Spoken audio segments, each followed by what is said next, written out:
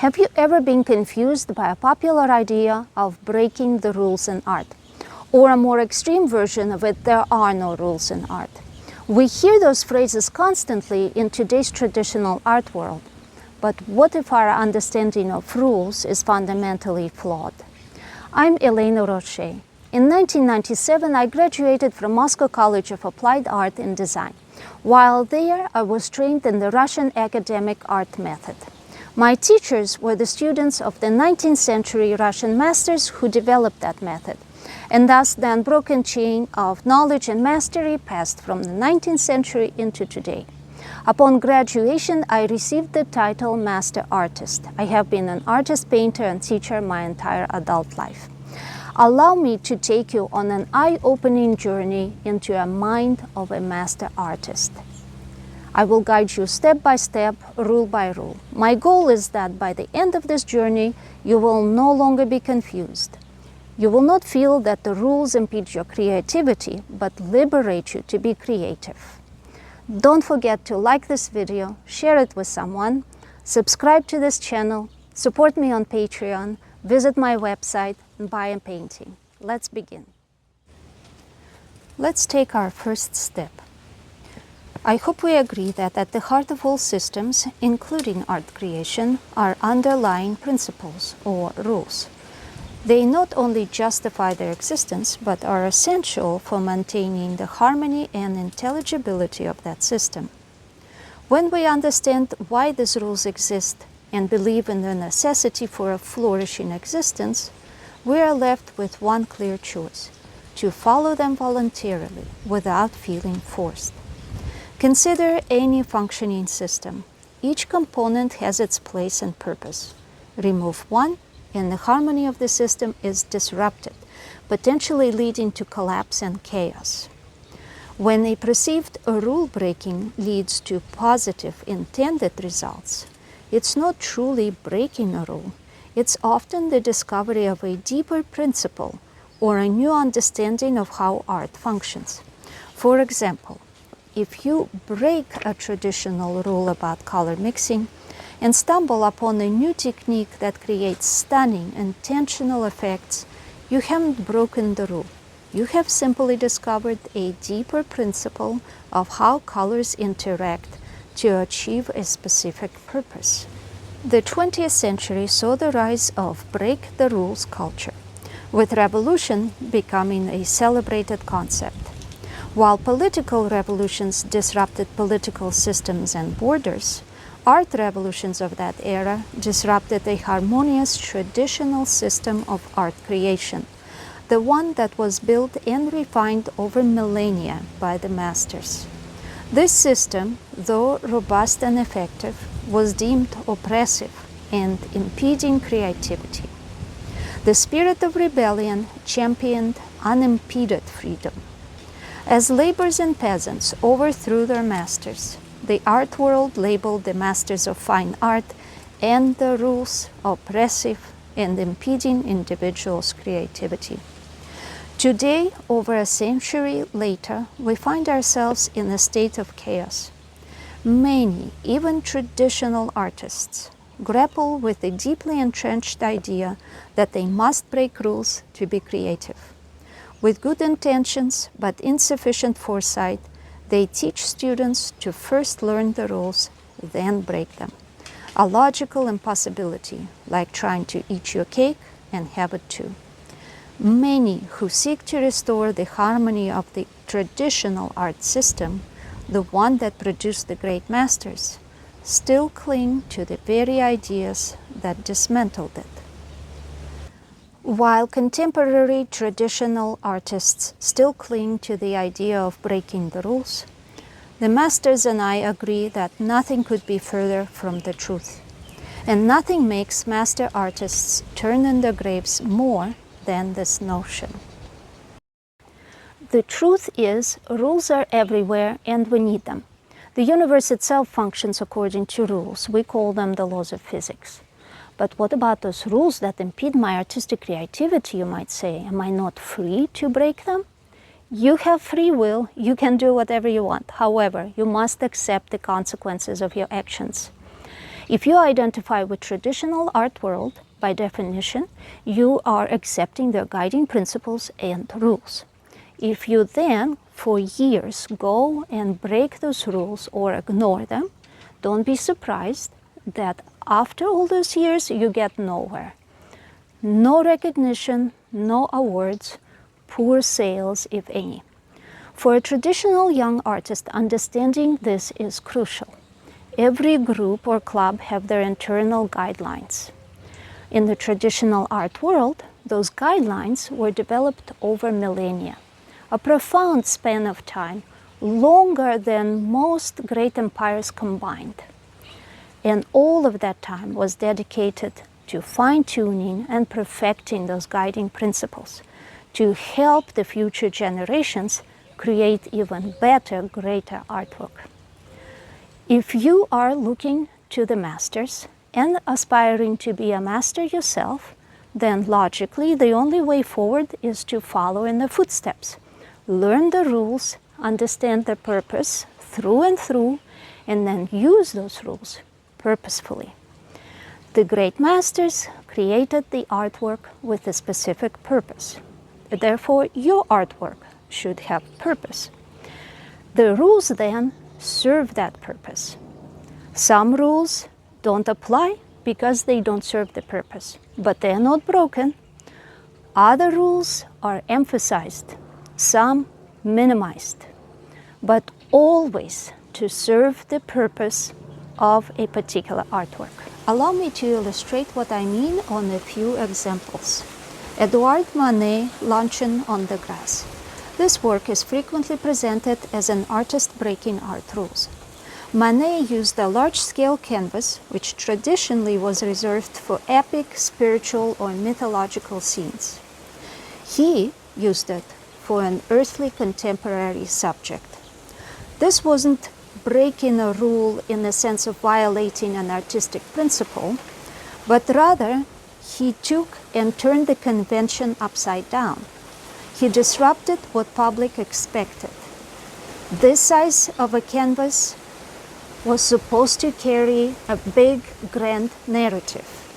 Instead, Manet made a big, grand narrative out of an earthly, contemporary subject. Manet was using the visual language of allegory, a language with its own rules, to tell his story.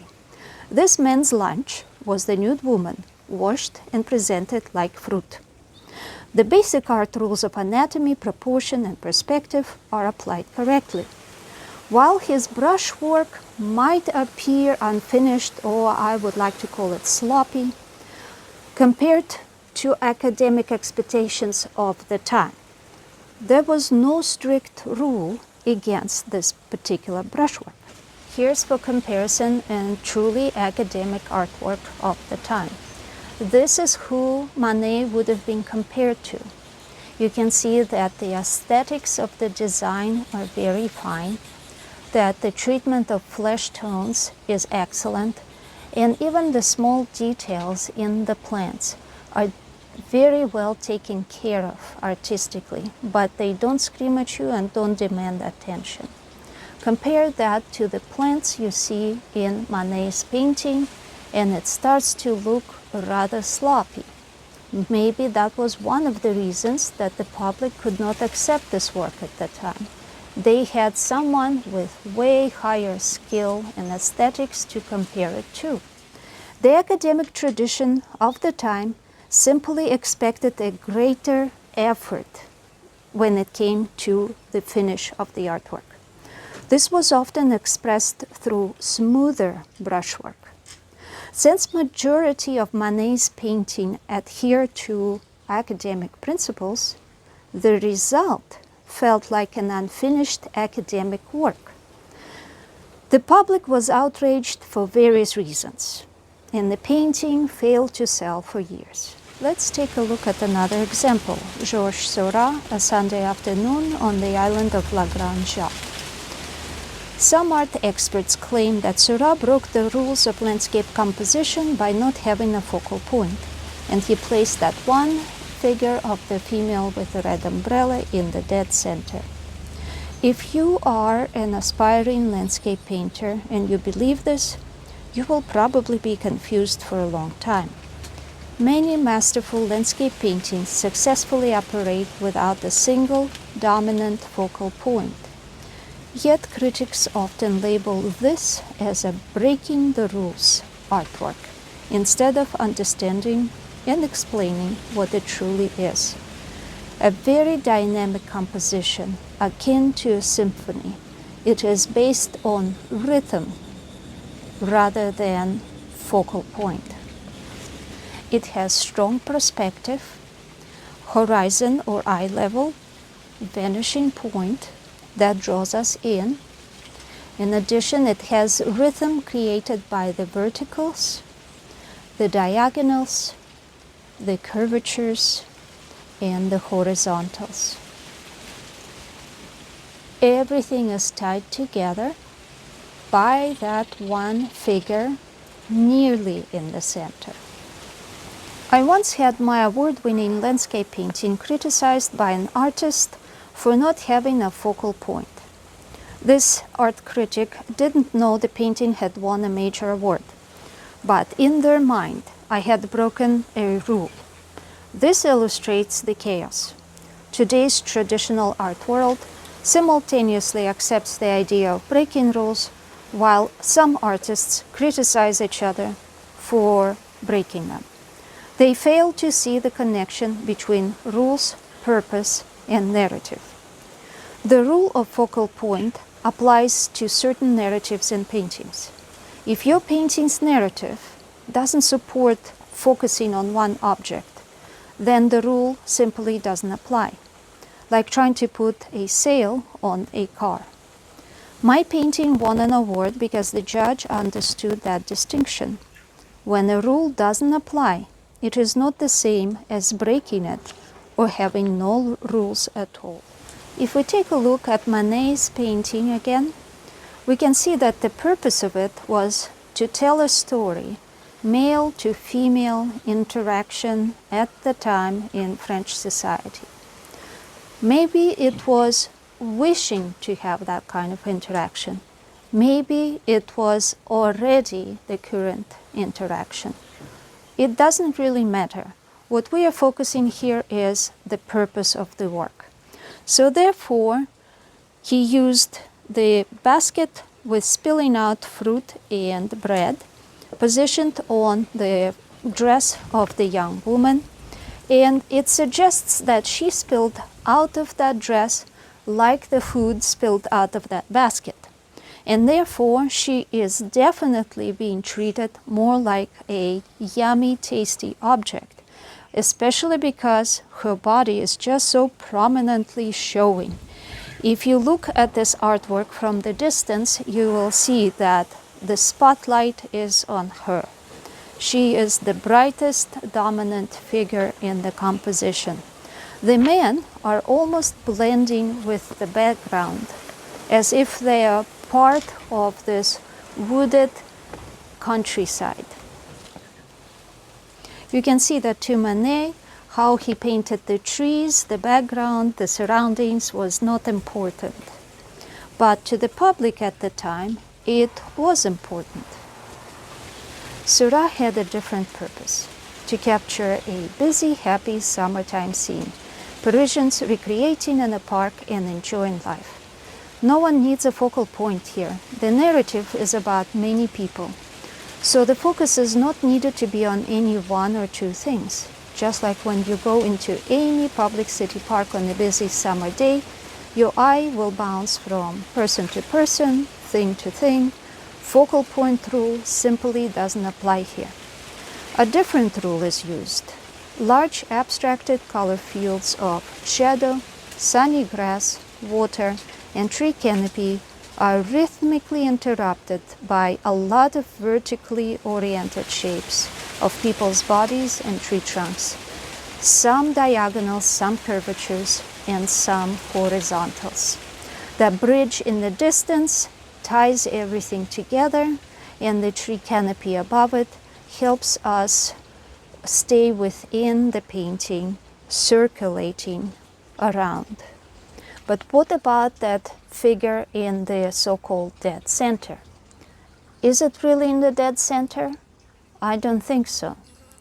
First, the main part of the body of the woman is on the vertical center, but its umbrella is slightly off-center. The skirt of the woman, which is very light, sort of peachy in color, and the little child next to her in the white dress, together form another shape that makes it feel like the overall main shape of the mother-child is again slightly off-center, and it's definitely mostly above the horizontal center. Considering that Seurat used very fine brushwork, he played with color in a very nuanced way. You can only see the details of it up close. If he went so far to be so nuanced in here, you can see that the figure of the woman with the red umbrella is definitely not in the dead center.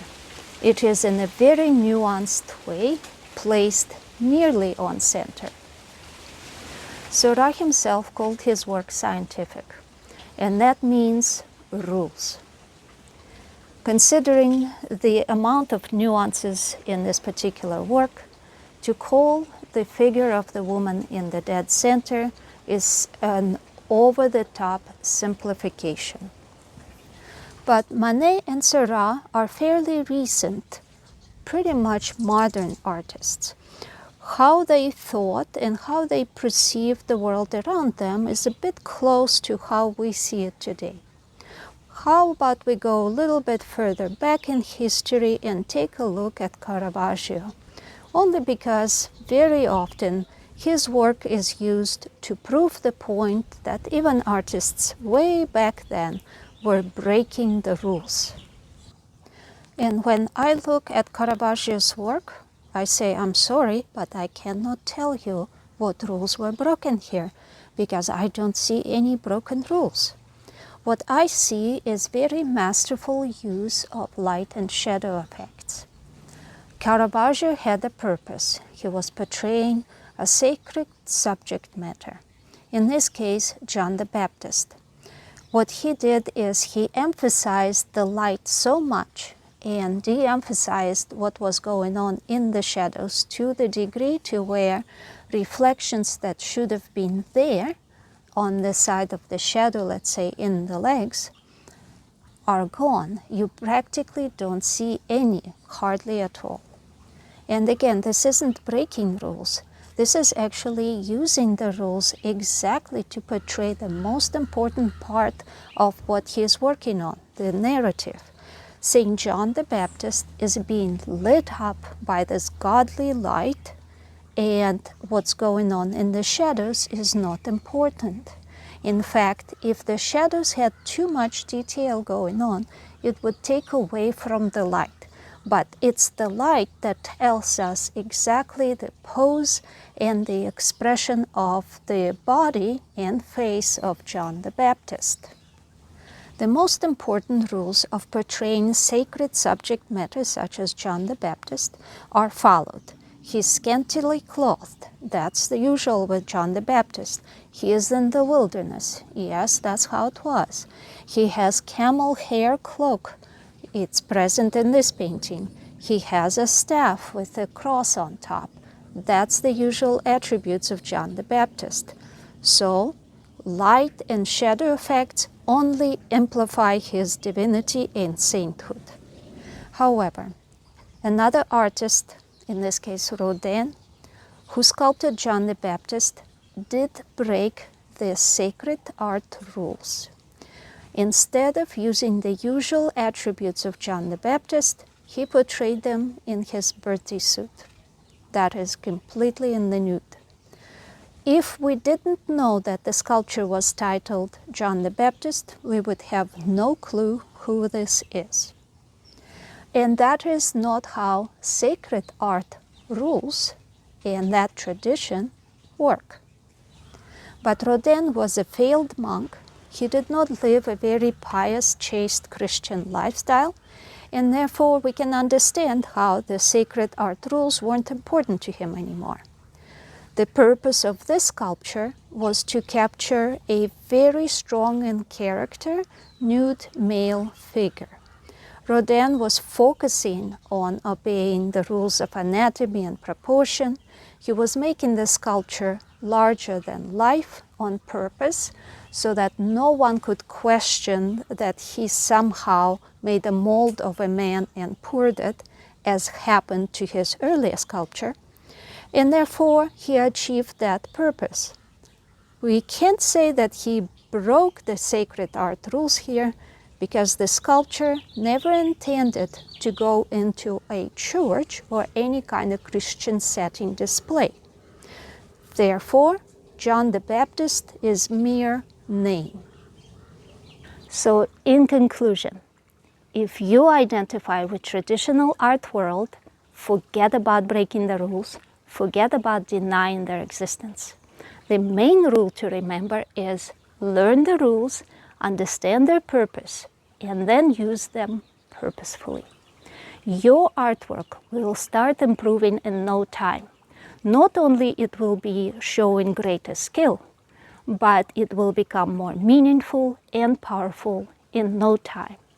The masters knew what they were doing, and they left us these great guiding principles and rules. If we follow in their footsteps, we are sure to create even better, more meaningful artwork that applies today, yesterday, and tomorrow. I have to admit, I barely scratched the surface evaluating these artworks. This is by no means in-depth evaluation. But if there is an artwork you're particularly confused by, such as it looks great, everybody loves it, but somebody's claiming that the rules were broken creating it, definitely let me know. I would love to evaluate it and explain what I see. I aim to make the Russian academic art method widely available for children and young adults across the USA. If you believe that passing on the great knowledge of the masters to the next generation is important, you can support me on Patreon or via direct donations on my website. See links in the description. And now the masters and I are inviting you to be part of the art revival, not the decline. Until next time.